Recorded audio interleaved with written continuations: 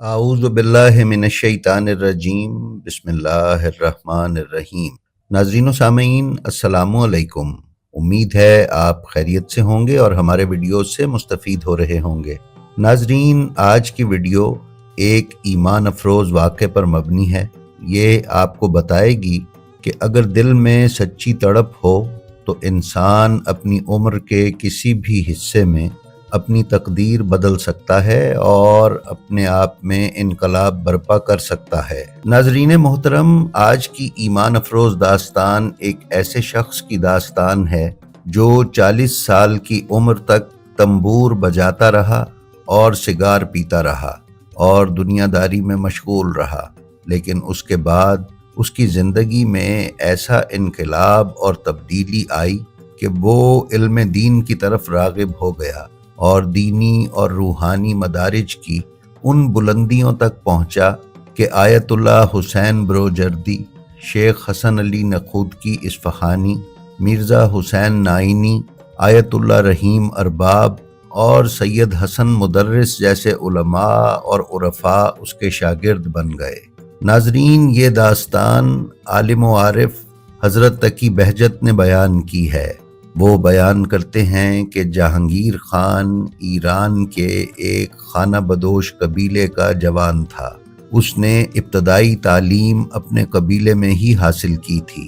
40 سال کی عمر تک وہ اپنے والد کی طرح بھیڑیں اور بکریاں چراتا اور کھیتی باڑی اور دیگر قبائلی کام کر کے اپنے خاندان کی گزر اوقات اور معیشت کا انتظام کرتا رہا۔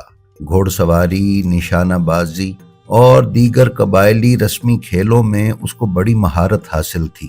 ساتھ ہی ساتھ اسے موسیقی کا بھی بہت شوق تھا۔ تنبور، جو گٹار کی طرح کا ایک ساز ہے، بجانا اسے بہت اچھا لگتا تھا۔ ایک مرتبہ یہ ہوا کہ اس کے تنبور کا ایک تار ٹوٹ گیا۔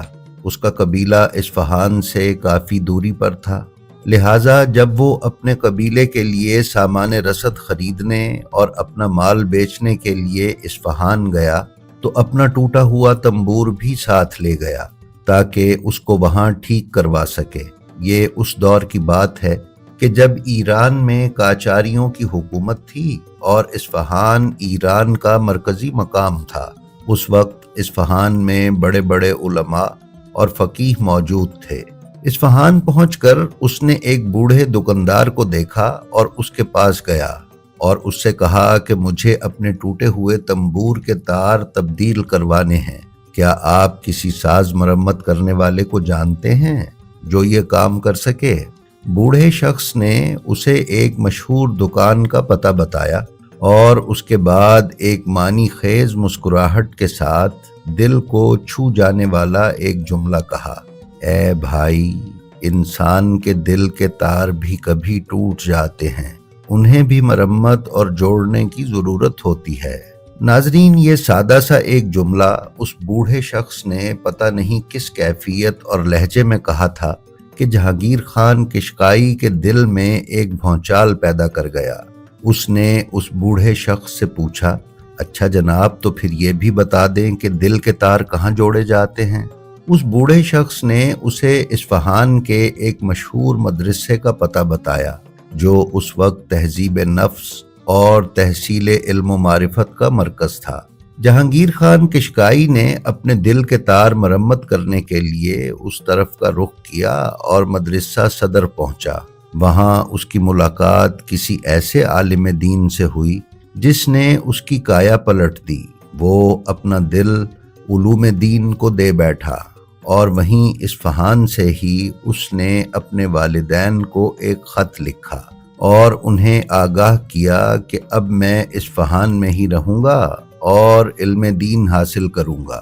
40 سال کی عمر میں جہانگیر خان نے خود کو سنوارنے اور علم دین حاصل کرنے کے لیے خود کو وقف کر دیا اور اصفہان کو اپنا مسکن بنایا اور وہیں ایک حوزہ علمیہ کے قریب کرائے کا گھر لے کر رہنے لگا۔ شوق، لگن اور جنون سے چند ہی سالوں میں فقہ، اصول، فلسفہ اور عرفان میں مہارت حاصل کر لی۔ جہانگیر خان اب آیت اللہ جہانگیر خان اور متعدد علوم کے استاد بن گئے۔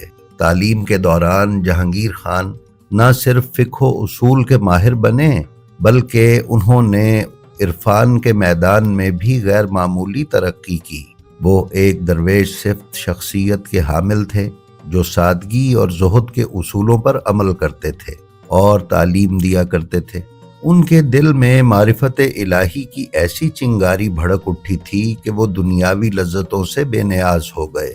دیگر طالب علموں کی طرح وہ مدرسے سے کسی بھی قسم کا وظیفہ، شہریہ یا روزینہ نہیں لیا کرتے تھے، بلکہ ان کا گزر بسر ان کی زمینوں سے آنے والی رقم سے ہوا کرتا تھا۔ ناظرین، آیت اللہ جہانگیر قشقائی کی ایک اور ممتاز عادت یہ تھی کہ انہوں نے ساری زندگی علماء کا لباس یعنی عبا، قبا اور عمامہ نہ پہنا بلکہ اپنے قبائلی لباس میں ہی زندگی گزاری۔ ان کے علمی مقام اور عرفان و معرفت کی شہرت کی وجہ سے بہت زیادہ لوگ ان سے رجوع کیا کرتے تھے اور ان سے دینی اور غیر دینی گفتگو کیا کرتے تھے۔ ایک مرتبہ اصفہان کے کچھ عیسائی عالموں کا ایک گروہ آیت اللہ جہانگیر خان کے پاس پہنچا اور ان سے کچھ مناظرانہ سوالات پوچھے۔ آیت اللہ جہانگیر خان نے دلائل سے ان کے سوالوں کے جواب دیے، لیکن عیسائی علماء اپنی ہٹ دھرمی پر اڑے رہے۔ یہ دیکھ کر آیت اللہ جہانگیر خان نے کہا کہ ابھی اگر حضرت عیسیٰ مسیح یہاں تشریف لا کر تمہیں بتائیں کہ حق کس کے ساتھ ہے تو پھر کیا تم قبول کر لو گے؟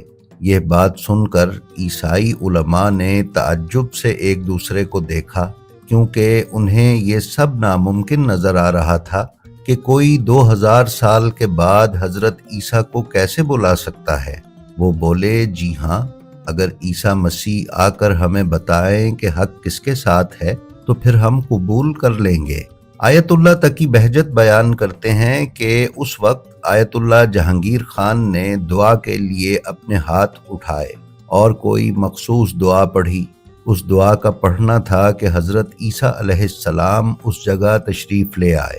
اس منظر کو آیت اللہ جہانگیر خان بھی دیکھ رہے تھے اور وہ عیسائی علماء بھی۔ پھر حضرت عیسیٰ علیہ السلام نے ان عیسائی علماء کو مخاطب کر کے فرمایا، سنو، حق علی اور ان کی اولاد کے ساتھ ہے۔ تم اگر علی اور ان کی اولاد کی بجائے کسی اور کے در پر گئے تو گمراہی ہے۔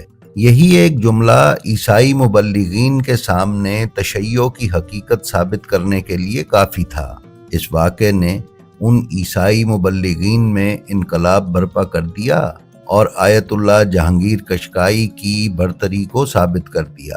ناظرین، آیت اللہ جہانگیر خان کی زندگی کو دیکھا جائے تو ہمیں معلوم ہوگا کہ اگر انسان میں جستجو اور لگن ہو تو عمر کے کسی بھی موڑ پر زندگی ہمیں ایک نیا راستہ دکھا سکتی ہے۔ یہ داستان کسی کی آپ بیتی ہی نہیں بلکہ ہم سب کے لیے ایک مشعل راہ ہے۔